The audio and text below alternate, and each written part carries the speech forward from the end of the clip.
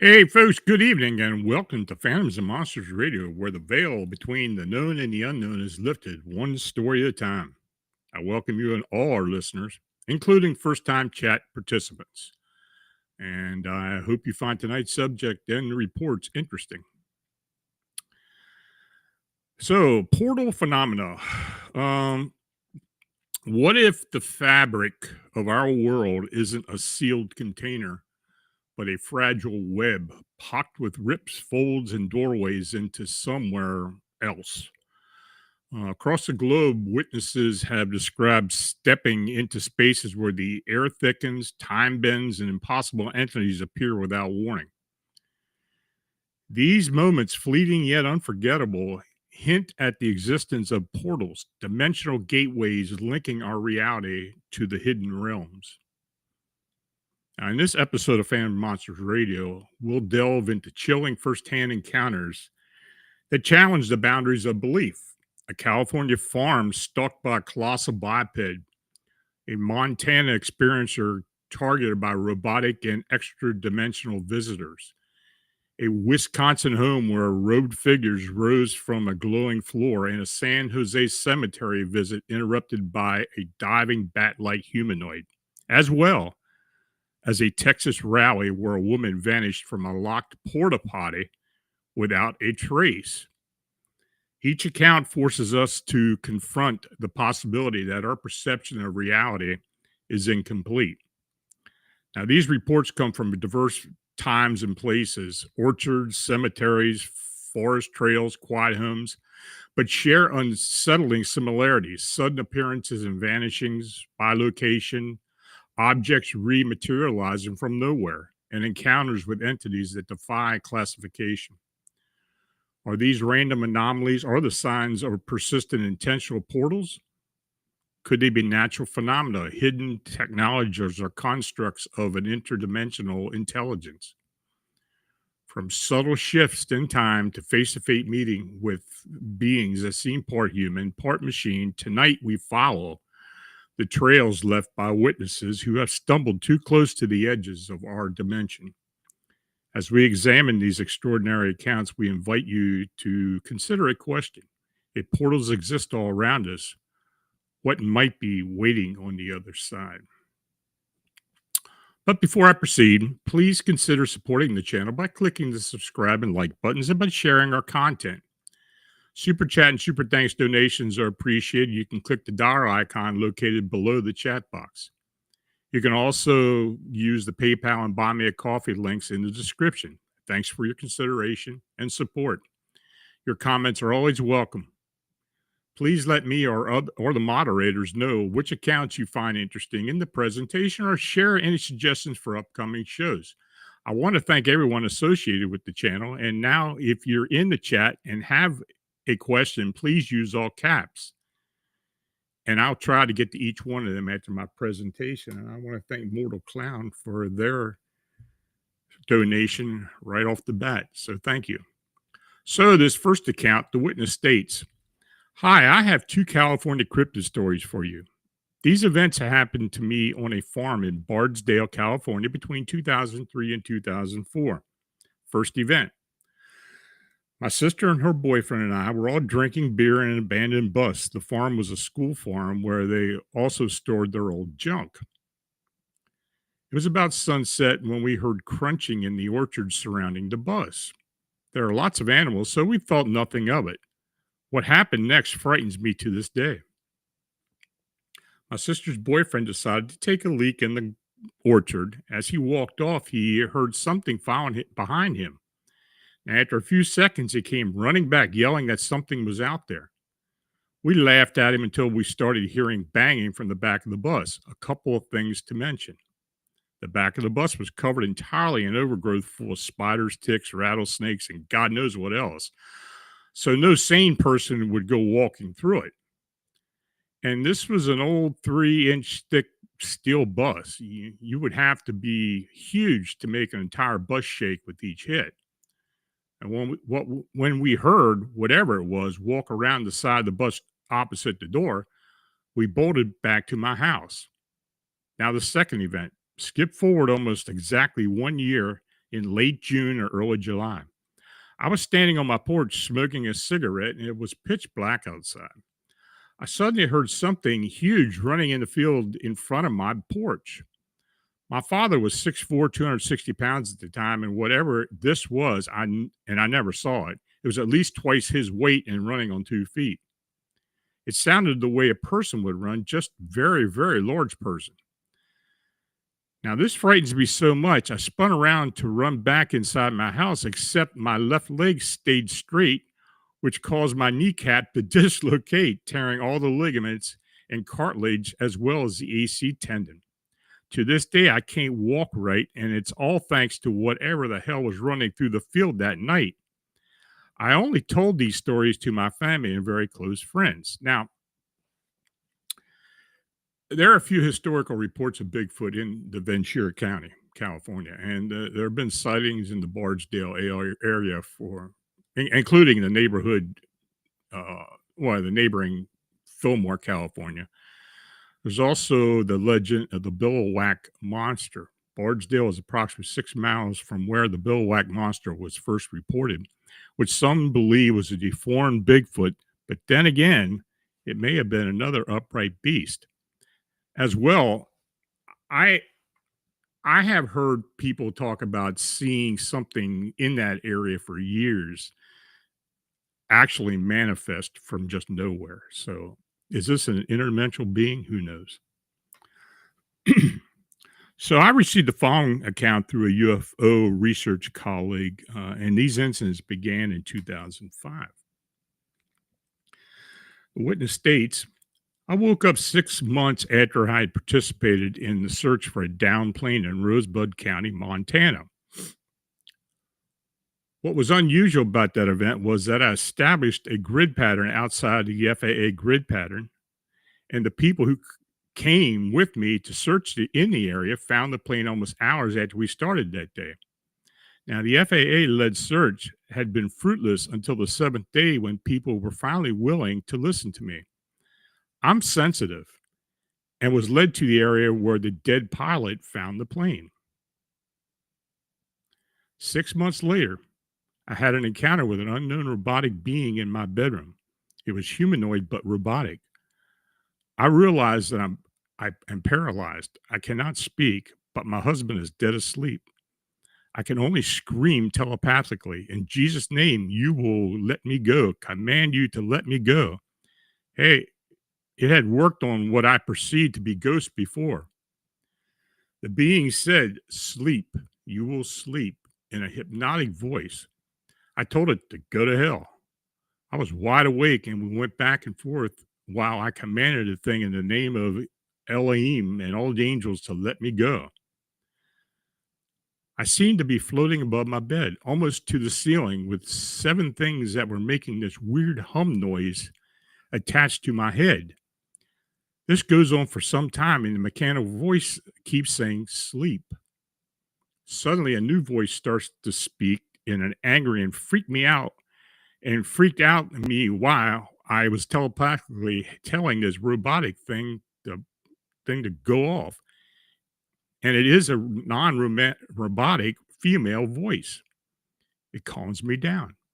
I ask why they are doing this to me. It says, "We have heard about you, what you did in a search for the plane, and we have come to see why you can operate on such a high frequency with your mind." So I get very calm. I end up losing time. I don't know anything for a time, and this humming noise taking over in my brain. It informs me that they are done. I ask them what they found. It replies, "You are a secret weapon." Now I'm a pacifist, excuse me, and I am very disappointed by this conclusion. I find myself tucked back into my bed, and my husband still won't wake up. I'm freaking out, but I go back to sleep, still feeling paralyzed. I wake up and record the dream. What is so strange about this is that I didn't believe in UFOs and aliens at all at that time. I have a first cousin who claims she was abducted, and I have always thought that she was a nut. I have talked to my husband only about this for years because I'm deeply confused over the dream. As a sensitive, I communicate with dead people. Unfortunately, aliens are making my life too complicated. They put things into my dreams, and I don't like it. I feel like I'm in some Star Trek episode some nights. There are a variety of them. They seem to be extra dimensional. I prefer a worldwide view that includes my dead mother talking to me or a dead actor telling me that he was murdered over these others who are coming through stargates or portals. I'm scared of being abducted again.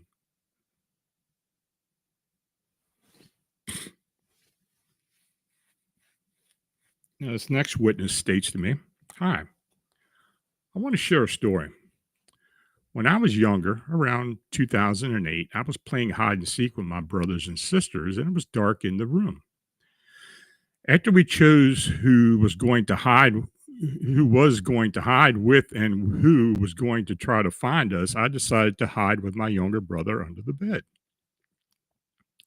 After like 2 minutes of trying to find us, our mom calls us to eat dinner, and all my young other brothers and sisters leave to eat. And my younger brother says, "Let's stay so we can win." I thought he was right. So after a couple minutes, we saw these two figures rise from the floor. These figures were so dark that even in a darkened room, we were able to see them, and they rose from there was a portal. I knew these two figures weren't my brothers or sisters because they were tall and they were wearing robes. Now, at that point, our mom was calling us, and we're so scared that we don't move. So our mom opened the door, and the demons vanished.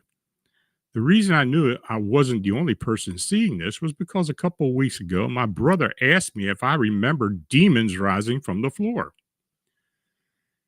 He said that the incident had haunted him and that he was fearful of bringing it up to me through the years. This happened in our house outside of Akron, Wisconsin. So, this next account of family was at a San Jose, California cemetery in 1989 when they observed a large bat like humanoid perched in a nearby tree. The creature suddenly takes flight, heading directly towards the family. The witness states, "I read your article on the flying bat man like creature at the Chicago Adler Planetarium. I have an account that took place in 1989. In the summer of 1987, my mother passed away from cancer, leaving behind two sons and a husband, my father. Every Sunday, my father would take me and my brother to breakfast, and then we'd go visit mom at her gravesite located in Alum Rock, San Jose, California, which is the Calvary Catholic Cemetery. We would go to breakfast early around 8 a.m. This day was no different, and we arrived at the cemetery at approximately 11 o'clock a.m., and it was a cloudless, sunny day. We had just walked up to the grave and had a moment to get into a comfortable standing position. Out of the corner of my eye, I saw something black perched on the tree branch. It seemed to be facing us. However, its shape was undeterminate. The best description that I can give is that it was in the form of a black humanoid bat shape. I could see the form of what looked like a heads on shoulder and head on shoulders and wings rising above the shoulders. The bottom part of the creature was much slimmer, with the rest of the body giving the impression of legs standing upright on the tree branch. But it was without definition, appearing as if a person used a black permanent marker and drew its shape. I hope that makes sense. As soon as I looked at it, the creature did a nosedive out of the tree with its wings spread out. It then straightened its body, doing a 90-degree upward turn, tucking in its wings and beeline straight towards us. It didn't flap its wings when it flew towards us like the Mothman accounts. It seemed to cut through the air. I read about bees and beetles sending a vibration through their wings and following a different type of flight. As the creature flew towards us, it curved slightly and flew between me and my father and seemed to target my older brother. I say this because he had to turn his shoulder and just managed to dodge this creature from hitting him in the chest. The beast flew past him, made a quick right, flew between the tombstones, and was out of sight. I was extremely terrified, and my dad and brother laughed it off. After asking my father several times what it was, he finally said it was Diablo, or Spanish for devil. I stopped asking after that. Now and then, I'll do a periodic Google search of the cemetery to see if there had been any other accounts of people seeing the same thing, but not at that site. I have attached a picture at the bottom of this email that I found on the internet that look exactly the same. And in fact, the picture she sent me was one I've used for one of the creatures that were reported from Chicago, except that what we saw that day did not have red eyes. It is the same species of creatures that we saw. To my knowledge, the tree branch was not very high off the ground, and the distance between the tree and where we stood, I estimate the creature would have flown about 200 to 250 mile an hour. This account is valid, as I remember it. My brother could also confirm it. I also know of a fascinating account of another flying humanoid witnessed by a handful of kids, grown adults now, who saw a flying humanoid of a different nature. This was also witnessed in the daytime, and I could put you in touch with them if you're interested. Growing up in the Evergreen area of San Jose during the 80s and 90s, I experienced a ton of other inexplicable events as well as my neighborhood friends. I find these events very bizarre and believe that there's a good chance that the Jet Propulsion Laboratory, located just a few miles away, could have influenced some reality portal. The area was not as eventful or scary as some of the Skinwalker Ranch accounts, but in the same category. I grew up with about 20 neighborhood kids, and I'm sure they would be willing to share their experiences with you. My own personal experiences were from UFOs. I used my car headlights to get the attention of the moving lights in the sky, and it flew extremely close to putting on an aerial display.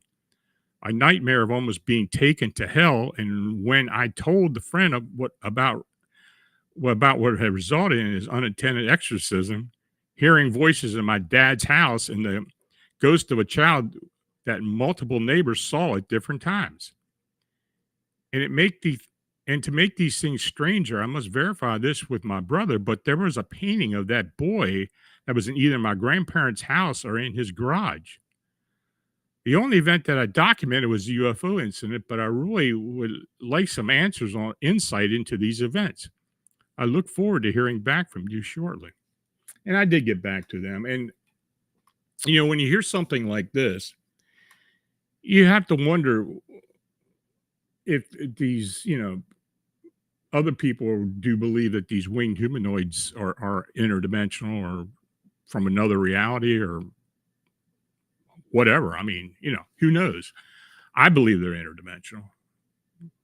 And I want to thank Van Nice for the $20 donation, as well as Mortal Clown with another $10 donation. Thank you very much. Much appreciated.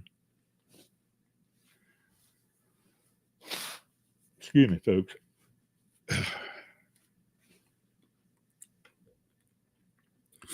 So this next account, the witness tells me, here's a good one that I was not only the only witness to.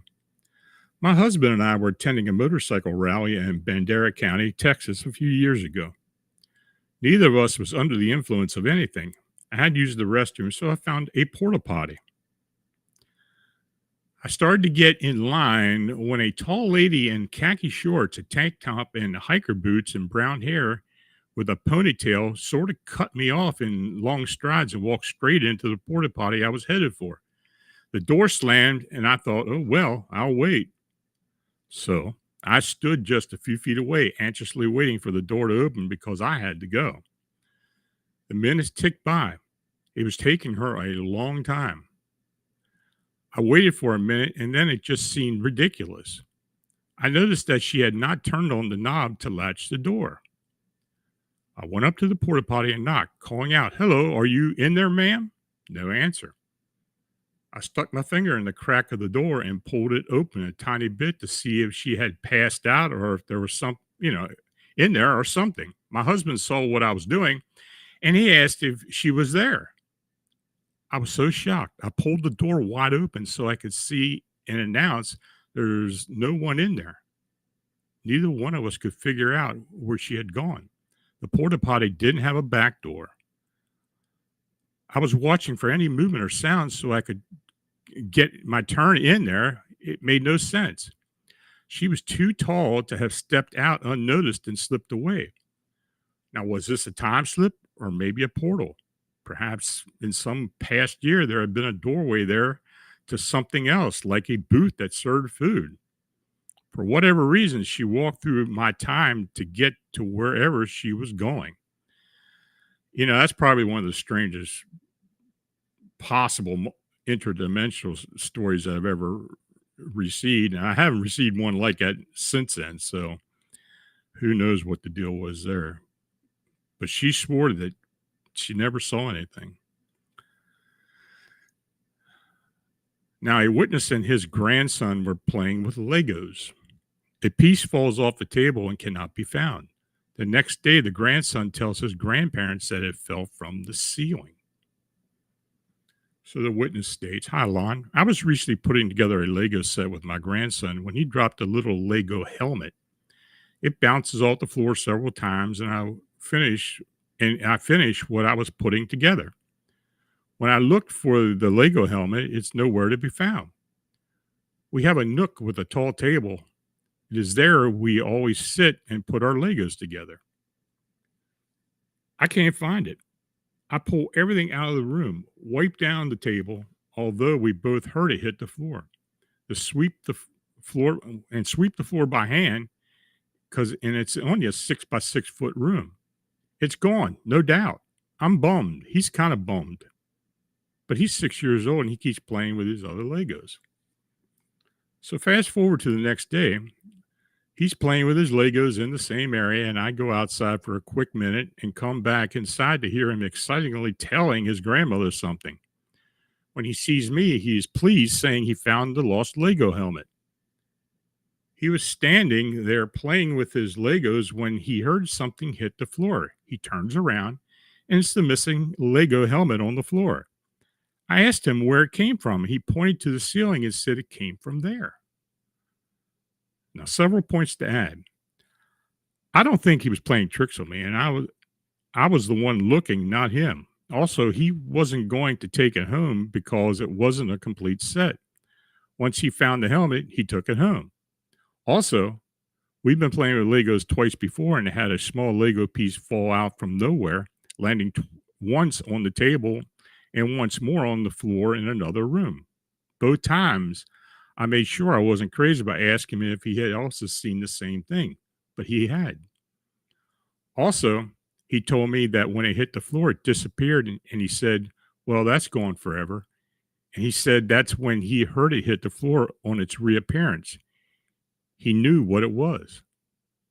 So, do I have a portal in my home or a child that makes objects disappear or reappear, or even something stranger? Well, that's a bit of a conundrum, but I believe that it's either one or two possibilities asked by the witness. It'd be interesting to find out what happened or anything happened later on. So, this next witness states, hi, this incident occurred at a friend's place back in 2008.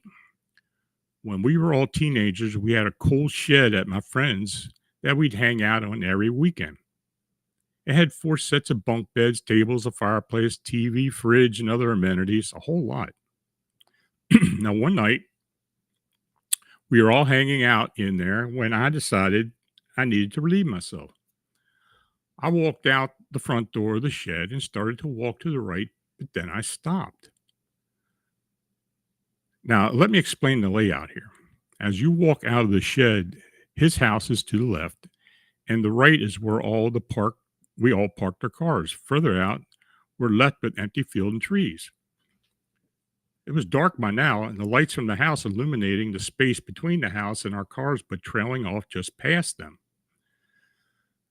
As I took a step to the right, intending to go behind the cars to relieve myself, I saw my friend's older brother standing there. I watched him for a good 5 to 10 seconds as he stood there, facing into the darkness.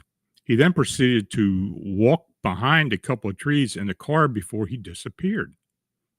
Confused, I walked back into the shed and asked my friend what his brother was doing by the cars. The conversation went as follows. I said, hey man, what's your brother doing by the cars? He said, what do you mean? I said, he just walked off behind the cars. And then his brother showed up and said, I'm right here. I looked over, and there was his brother sitting down in one of the chairs with a drink. He was wearing the same clothes I saw him in, and the only way to get into the shed was through the door that I was standing in the way of. Now, to this day, I have no idea how it all happened. I'm guessing I was seeing things, but the fact that I watched him walk around for a good 10 seconds also always puzzled me. I've never had anything like that happen. Now, if you want to believe this, I mean, this seems to be an example of bilocation, being in two places at the same time. Some explanations include the unknowing use of a portal, a possible deliberate use of a thought form manifestation, but you decide.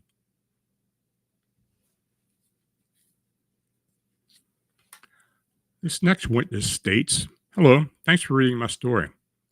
I saw a black-eyed man twice in different places, both dressed unconventionally. One of them gave me a dreamy, mesmerized feeling when he passed, and I knew he wasn't human. The first encounter was about 15 years ago on a path that went around a lake and had no houses for miles. He was jogging around me. He wore an out-of-date looking pair of red sateen shorts with no other trimmings or pockets and a red shirt. He was buff looking, tan, and had short black hair. And when he passed me, I saw his black eyes. I said hi and ran past me. Excuse me. He said hi and ran past me. He was going in the direction of where there was nothing but fields and groves of trees. He had nothing on him to see, but as well had no belongings. The second guy was even weirder.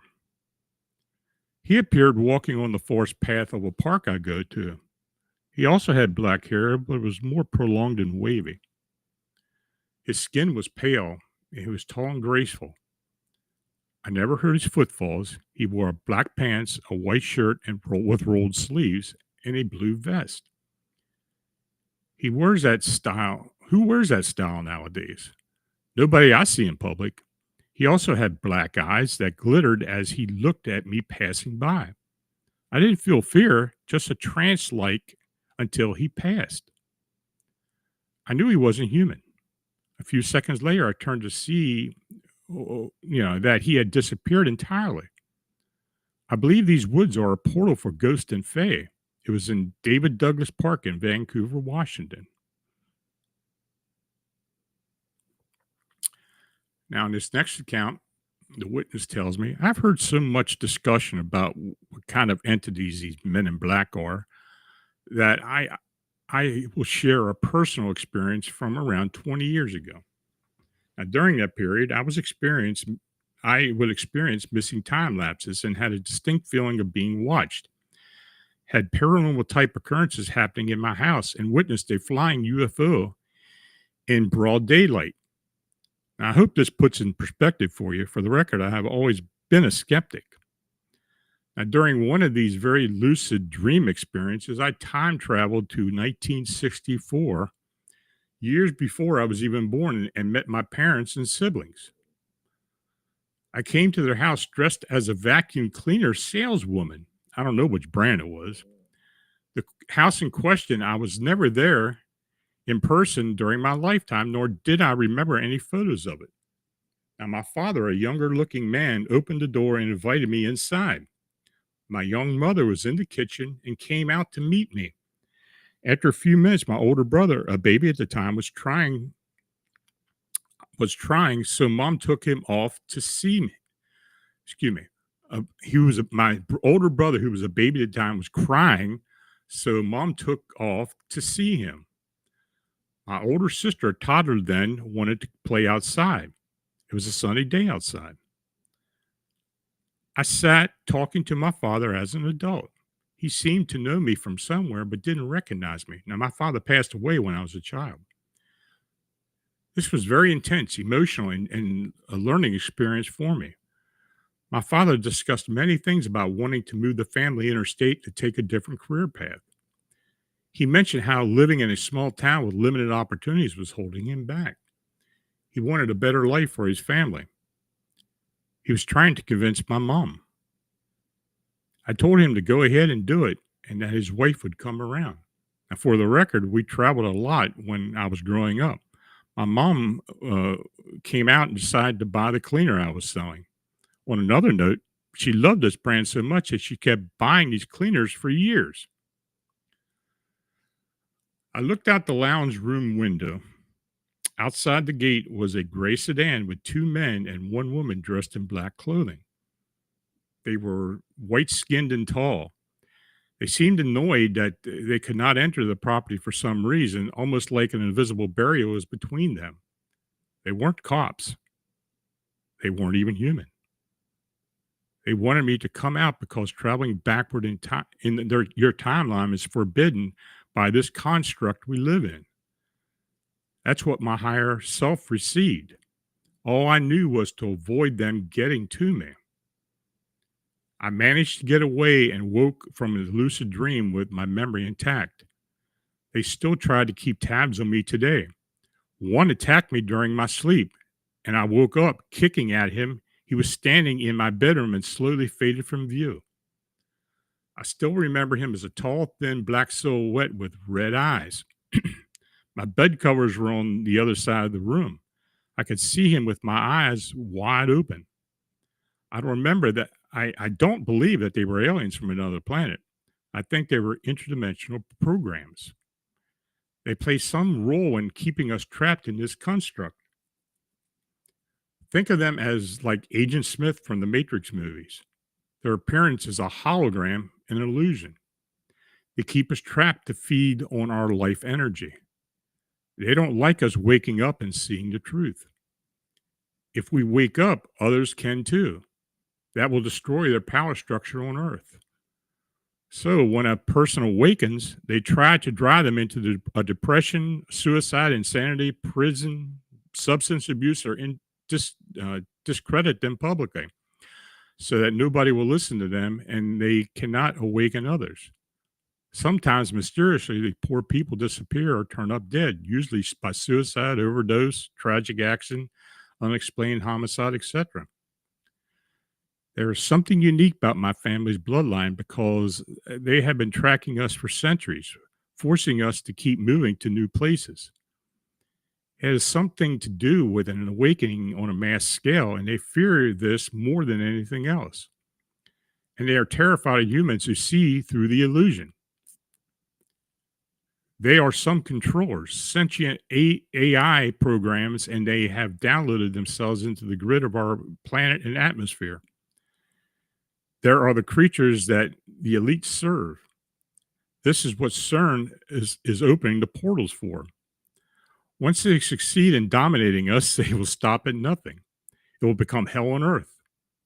I do know my family's bloodline was sworn to fight them. Other than that, most has most has come from my direct experience. I have always seen them and called them the shadow people. Now, I know many people won't agree or will think I'm crazy. I don't care. There are many people like me who are finding themselves caught up in the battle with these creatures unaware. Hope this sheds some light on the knowledge that is already out there. Now, this sounds like a movie script to me, but honestly, it kind of entails a lot of different phenomena like men in black, shadow people, aliens, etc. I mean, a whole 9 yards. So, how much of that is true? Hard to tell, but it's an interesting account.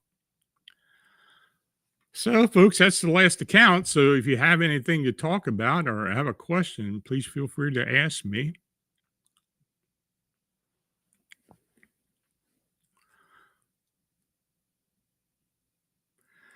At Paranormalism Net mentioned Fermilab in Chicago was the largest particle accelerator CERN opened.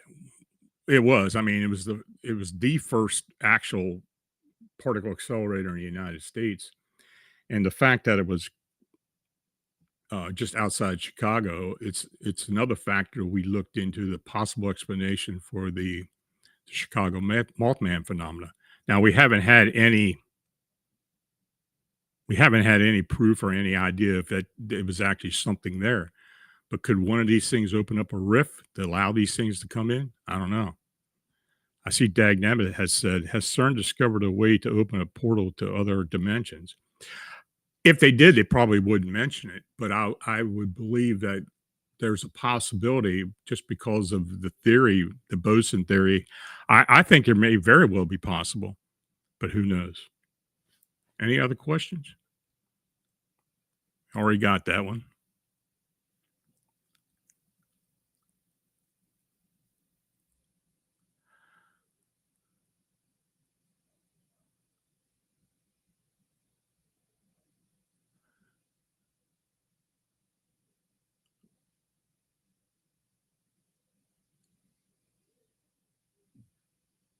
Okay, folks, you got anything you want to comment on? I'll take questions about anything if you don't have anything about portals.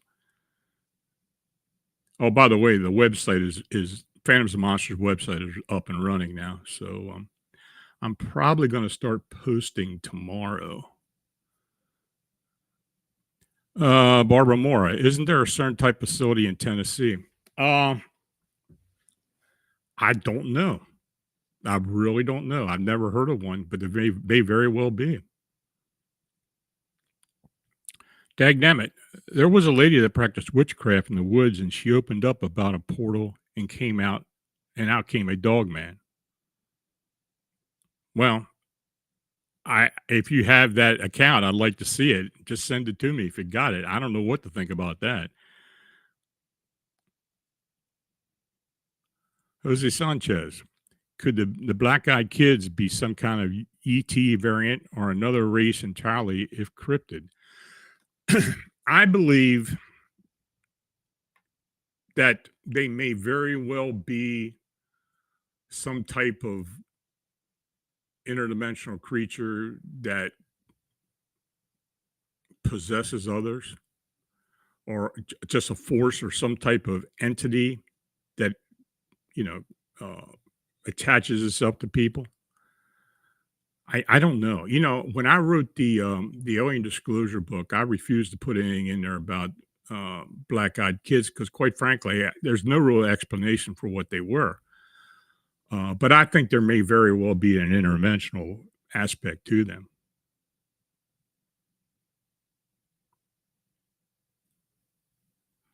Can't squatch. Any ancient text with rituals, chants, spells on how to open portals? Uh, yeah. I mean, I think most. I make most spell books, older spell books in particular, have some type of mention of opening portals as part of a ritual or part of possibly a spell. Um, if you read the Book of the Dead, I think and I do have a copy of it. I mean, there are spells in there that seem to suggest moving through portals or other dimensions. Some grimoires, especially some of the well-known grimoires, always have some type of portal magic involved. Is it true or not? I don't know, but many of them do. Paranormalism Net. Have you heard of anomalous cube-like structures in portal areas?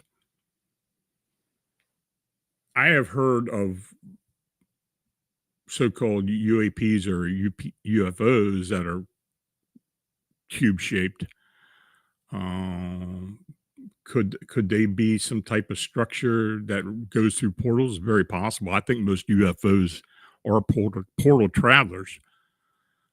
I just don't buy the whole concept that that they are interstellar travelers moving from other universes or other galaxies.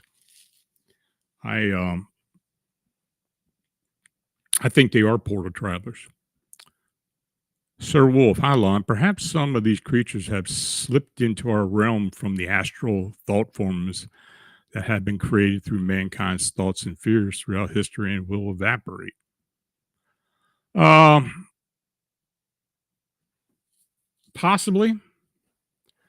Uh, I don't know how you can really say that thought forms may actually be astral travelers,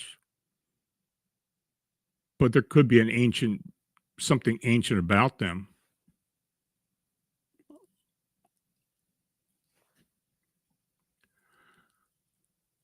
Jose Sanchez.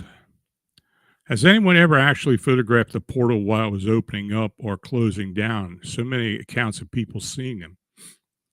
I have seen a few supposed photographs, mostly in wooded areas, uh, where it does look like there's something opening, a kind of a shimmer effect of some type of opening. I've never actually seen a being going in and out of it, but I've seen the shimmering effect of a possible portal opening. You know, I've experienced it through RV when I've done hauntings uh, in locations where there's some type of activity going on. I had mentioned before that when I do notice a portal opening and I do sense that I get the sound of bees, the buzzing bees, and that's happened to me several times. Dagnammit, opening a portal to another dimension may seem far fetched, but there are other scientific theories that suggest it may be possible. Yeah, I mean, there are some scientists who believe that, even though that it's mostly theory at this point, that it's very possible.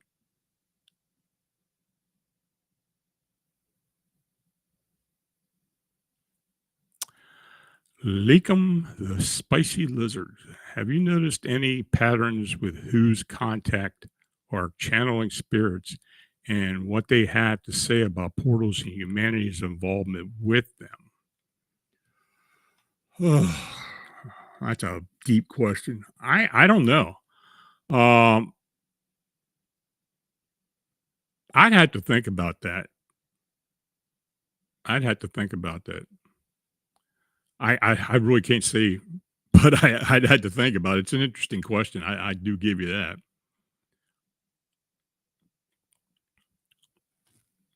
Can't Squatch heard of any scientific research into portals, government Stargate projects? Well, yeah. I mean, if you want if you want to go back and talk about the CIA Stargate program, there's been references to possible portals. I think RVing or remote viewing may very well be a means to open a portal or to travel through a portal. When I have, been involved with some type of protocol as far as an RV goes, it sometimes feels like that. Now, I'm not saying that it is that, but as descriptions of portals I've had, I mean, it does seem like that. But I'm quite sure if anything is ever released by the government, as far as even just the Stargate project, there's got to be some type of portal activity involved there somewhere. Aaron Q, do you think portals exist in our national parks? That is why people disappear in our national parks. I think it's very possible. When people disappear suddenly in these, you know, in these national parks or other places where people are tend to disappear at, I think the best explanation is possible type of a portal of some type of gateway or even something that moves into another parallel reality or parallel universe. Uh, the fact that they are in the woods, why that happens, I don't know. Is it something to do with the landscape itself? Is it something to do naturally that causes that? It may very well be. But I don't think it's necessarily other creatures kidnapping or possibly alien abductions. I think a lot of it may very well be portals. Jose Sanchez, do you believe that sound can travel through dimensions as when spirits are heard but are not seen? Yeah, I do. I believe that wholeheartedly, actually.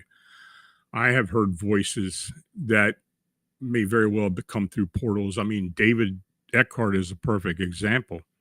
When he had portals opening up in his bedroom, you could hear all kinds of crazy sounds coming from beyond the portal, and it was coming in that direction. We even had, I even have a video on my YouTube site that has some of that audio in there.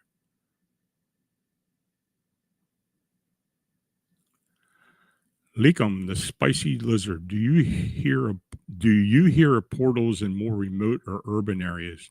Do you think there could be portals in highly populated areas like New York, LA, Chicago, either natural or man-made? I think they could show up anywhere.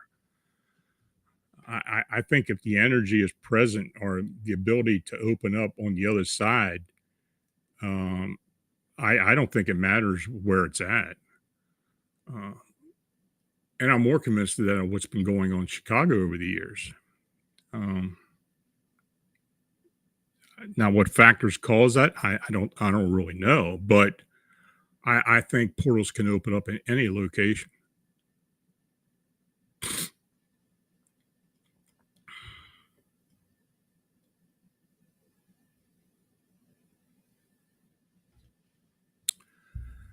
Okay, folks. Well, I want to thank you all for coming in here tonight and putting up with me. Thank each one of you for watching and chatting. And if you donated, it's genuinely appreciated. Your support what makes all this possible. So please like, subscribe, and share. And if you have a sighting or encounter report that you'd like to be considered for this show or posted on the Families and Monsters blog site, feel free to forward to my email at lonstrickler@phantomsandmonsters.com. So until we meet again, stay healthy, safe, have a great weekend, and have a good night. Talk to you later. Bye.